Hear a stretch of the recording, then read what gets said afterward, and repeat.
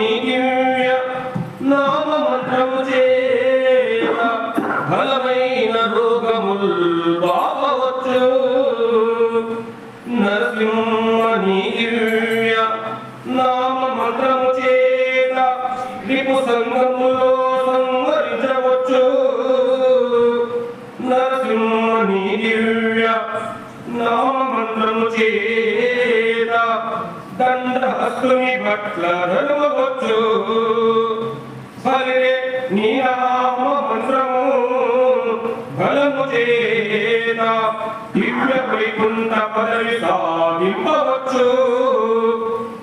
భూషణ వికాస శ్రీధర్మపుర నివాస దుష్ట సంహార